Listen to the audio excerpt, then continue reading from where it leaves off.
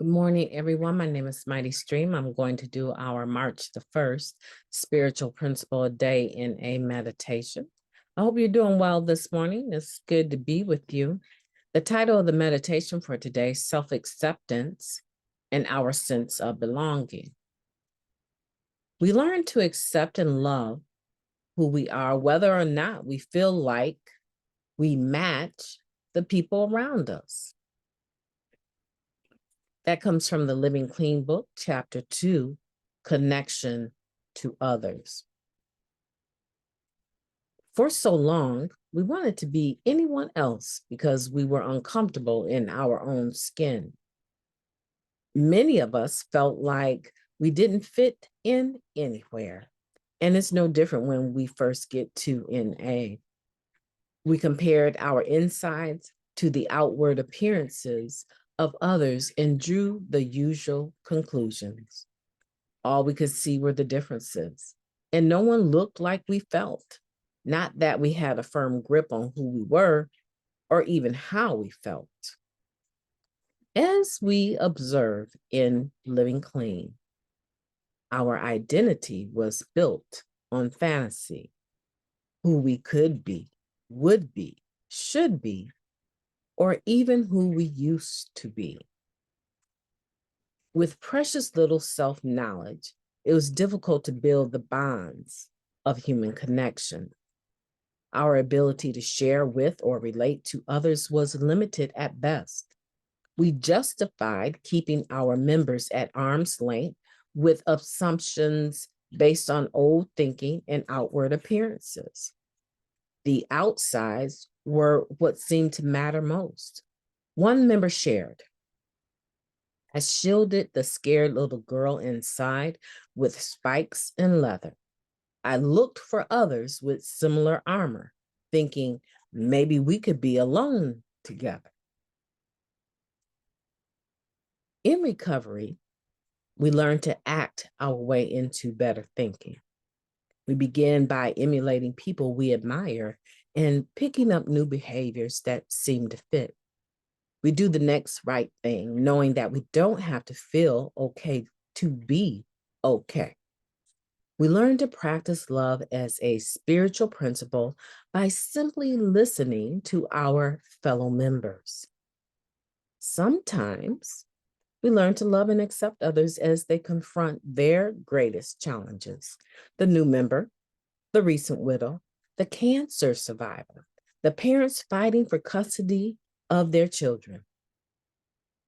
We relate to their insides, their grief, their struggle, their vulnerability as they share their pain. Moments like these bring us back to humanity. The conditions of our own brokenness may have been vastly different, but we connect based on feelings.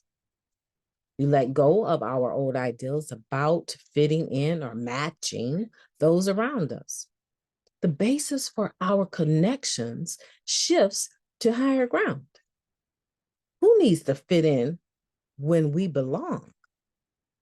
We learn to practice love and acceptance of ourselves and others a little more fully in this safe harbor of belonging.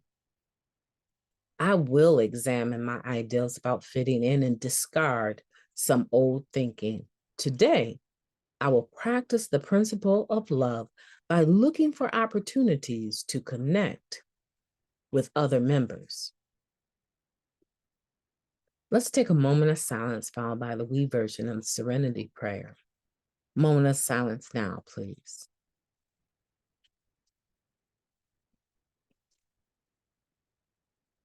Thank you. God, grant us the serenity to accept the things that we cannot change, the courage to change the things that we can, and the wisdom to know the difference. Just for today, please and thank you. The wisdom to know the difference. What we can change and what we can't change. You know, I like this meditation, self-acceptance and our sense of belonging, because again, you know, just like the other meditation today, it seems like it describes exactly how it was for me when I got here. My insides were nowhere near close to matching other people's outsides. A demonstration of this, let me just, talk about this really quick, right? I lived in East Africa for quite a while, several years, and I was involved with, teaching at a school there, right? And so part of my responsibility meant that I had to get to my destination on a day-to-day basis. And even though there was a host family, I was still in large responsible for my own transportation, getting up to the college so that I could teach in time. And so to make a long story short, there's a lot of red dirt where I was living. And I mean, it was troublesome if it rained. You would think it was a snowstorm, but only mud. But when it was dry and the wind is blowing up there in the mountains, the city I lived in was called Naharuhu, Kenya. And so this was the highest elevated town in all of Kenya. Very, very high elevation, right? And so here we are, in this town, and the wind would just whip straight through that town. And there were those days, I tell you, if you're walking, let's just say a walk of a kilometer, you're walking, and this wind is just blowing red dirt all over your beautiful dress, right? Or whatever I had on. Most of the time, I wore a long dress. Sometimes I would wear slacks, but mostly the women over there wear dresses. And so the wind would just be blowing and blowing you around, and red dirt would seep into your black suit or whatever you had on. If you had light colors, it would turn into a dingy color.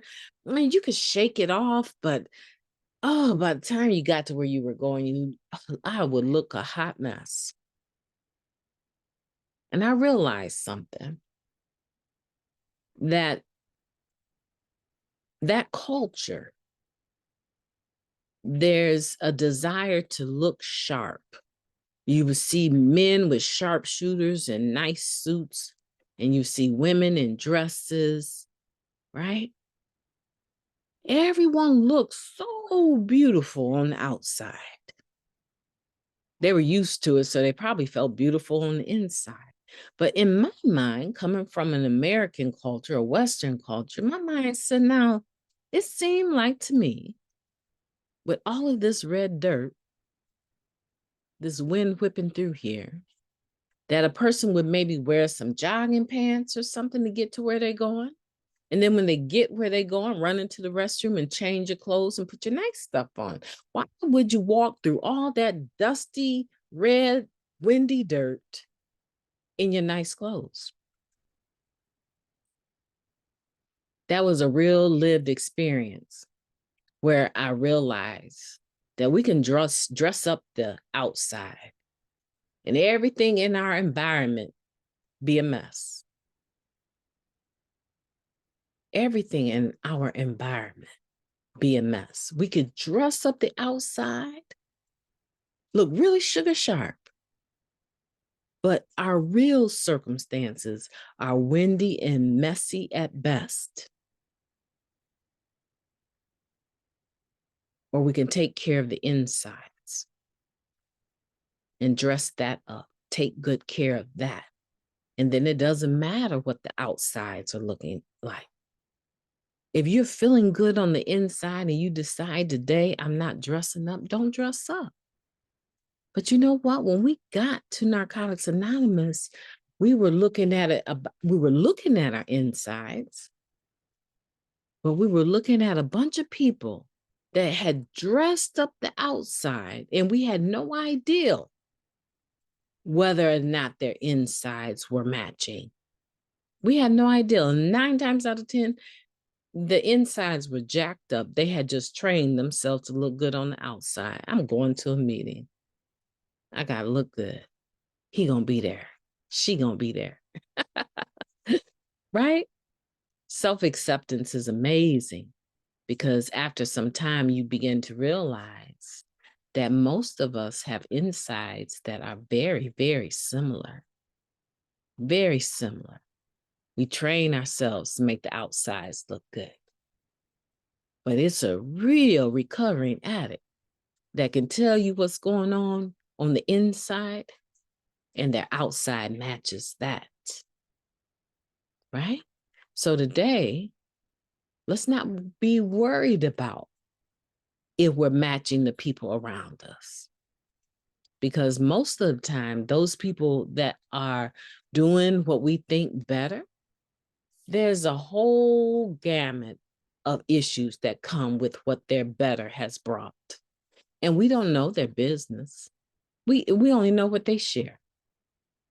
And so why would I waste my time trying to judge myself according to someone else's outsides when 9 times out of 10, the outsides came with a cost, and whatever that cost is probably has some pros and some cons to it.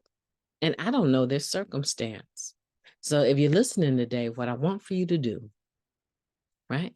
I want you to go over to East Africa in your mind with me and imagine yourself all dressed up in a white suit or a white dress with red dirt blowing all around you.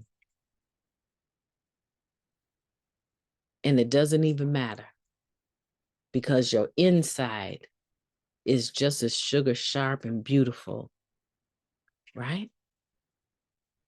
You're not disturbed by the outside appearance of anything. You're not impressed by the outside appearance of anything.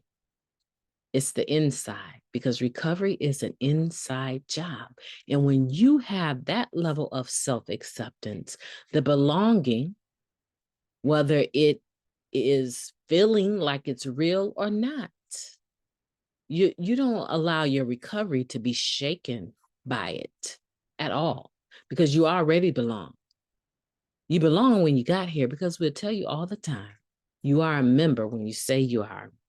Today, let's look and examine at our ideals about fitting in and discard some of our old thinking.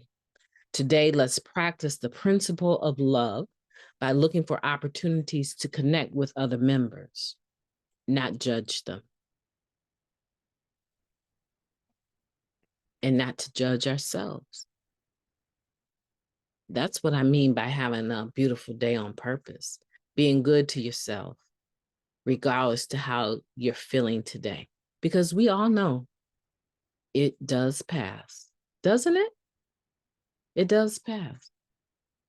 My name is Mighty Stream. Have a beautiful day on purpose. I need to get my boys up, so I will be talking to you tomorrow.